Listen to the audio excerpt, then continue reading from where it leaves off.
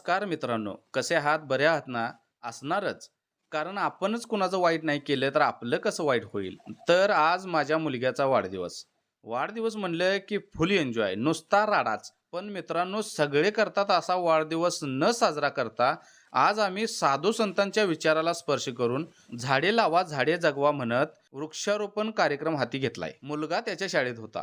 शिक्षकांना सांगून मुलग्याला घेऊन आलो. यश मला म्हणाला, "अहो पप्पा कुठून?" मी म्हणालो, "तू शाळेतून आणि मी ऑफिसमधून." गावातील मराठी शाळेच्या समोर काही गावातील प्रतिष्ठित मान्यवर व मुलग्याच्या हातून झाडे लावली. मुलग्याच्या हातून झाडे लावण्याचे एकच कारण मित्रांनो, येणाऱ्या पिढीला झाड आणि निसर्गाचे महत्त्व कळावे म्हणून. झाडे लावण्याचा कार्यक्रम झाला.